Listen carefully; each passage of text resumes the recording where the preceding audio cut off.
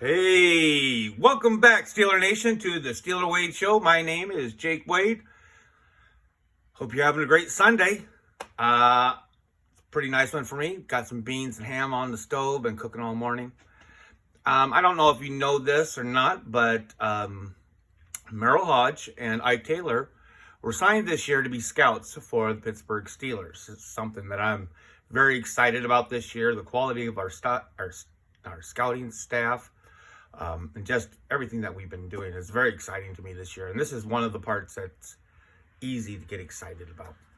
Now I'm going to talk about Merril Hoge because in a sense, I knew less about him than Outtake. I'm not saying that Merril Hoge was before my time necessarily. He was drafted in 1987. In the 10th round, when they had that many rounds. And, I was doing other things in 87. I was getting my license and finding out about Volkswagens and Depeche Mode and girls' boobs. I wasn't really as much into football as a fan could be. I had an interest. But, he played for 7 years. He was a fullback. And now I'm not saying that, it's not that I don't remember him. I don't remember him a lot on the field, but I do remember him as an athlete, as a fullback. And I remember him being, there.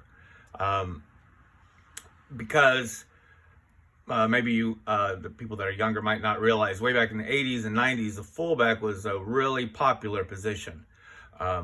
Especially with of course, it was used, but especially with fans in the early 2000s. It was just a popular position for a lot of people, and I was one of those people that liked the fullback. And he did his. What's kind of cool about him is that he started at the very tail end of Chuck Noll's coaching career. And he was also played for Bill Cowher at the beginning of his. Pretty unique situation. He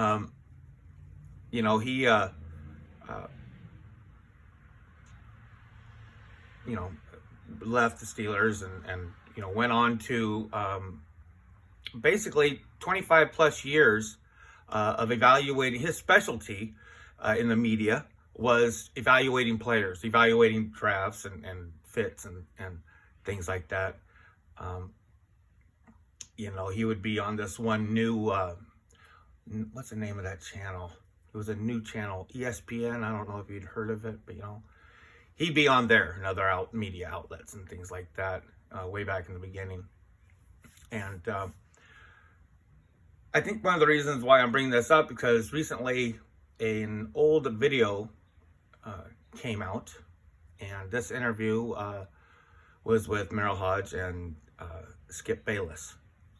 And what they were talking about was the draft value of Johnny Manziel. Okay, Johnny Manziel was the Heisman Trophy winner quarterback out of Texas A&M. Now, I personally did not know much about Johnny Manziel. I was a resident of the California State Penitentiary during the entire year of 2012, so I wasn't really into knowing much about football. But I did know that he was a joke, but, after whatever happened to him, but what they're talking about in this interview, this is before he was drafted. And what he's saying is that Johnny Manziel is a 3rd or 5th round draft pick. Even said, if you get like a compensatory pick, use that on him. He's a definite project with obvious flaws, and Stephen Guy, the one of the old-time broadcaster out there on ESPN, Pittsburgh fan, but he's like, are you trying to tell me that Johnny Manziel is not valued in the first 3? He goes, no, wait, and then someone else, are you trying to tell me that he's not a first rounder? And he's like, absolutely not. If someone were to pick this guy, they need to have their heads examined, basically, and they'd probably be looking for a job, later on. Well, that year, as a matter of fact, the dumbest football team there is, the Cleveland Browns, actually moved up in the draft to the 22nd position and drafted Johnny Manziel. And he turned out to be squat. One of the biggest NFL busts of modern draft history. I think the last thing I've ever heard about Johnny Manziel, he was playing on a football team called the Zappers. So go with that, however you feel. Chip. I do have something I have. Clock. There's something that I had to read directly because I seen another interview of his where he's talking about he's very excited about coming on to he's had 25 plus years of evaluating players and teams and fits throughout, the 32 teams or however many teams there were when he started his career. And now he's excited about the opportunity of focusing everything that he has learned and evaluated, but being able to focus that on one team. And it's kind of exciting, but he did say this, and if you're not familiar with this Merril Hoge, he is a very strong man. I mean, I'm not talking physical strength, but just his presence. When you watch him in interviews, he's just it's not like overly confident. He's just a powerful man. He just feels powerful. He feels like someone you want to listen to. I want to listen to him. And this is something that he had said in this interview about this opportunity that he's been given to become part of the scouting team. He says, I have an understanding of the standard. Joe Green walked in the locker room one of my first days as a Steeler. Joe Green's the standard. Franco Harris, the standard. I know those guys. I've learned from those guys. Just their mentality and how they go about preparing. I've played for the Chief, Mr. Rooney, and I've been around Art Rooney II and Dan Rooney. The standard that exists there is consistent, and I understand the person that you need along with the football player that you need that fits the organization. I'm pretty excited about this addition, to the Steelers. I'm always excited about the scouting department. One part that I wasn't sure if I was going to bring this up, and I'm going to kind of wrap this up. But, I think it's natural for fans to want to see players that they have loved watch play become coaches. I think that's natural. Maybe it's you don't want to stop seeing the person on the television in one form or another, But, some of it gets pretty ridiculous out there as far as I don't know what they're drinking, but I remember at the beginning of the off season, you'd hear things like, should Ben Roethlisberger take over Canada?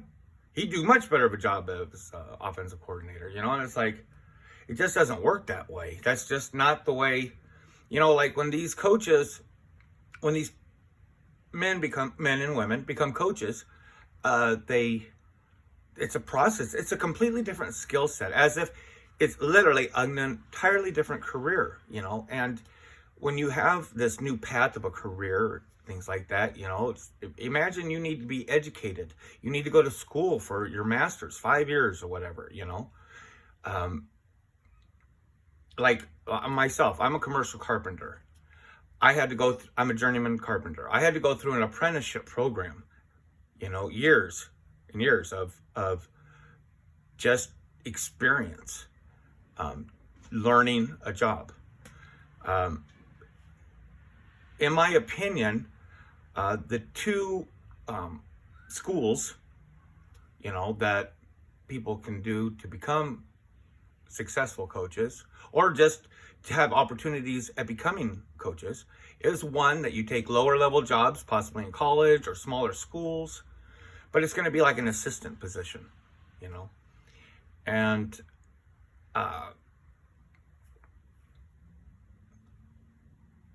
the other type of schooling is through the scouting department. The team developing you as a scout, and as you develop as a scout,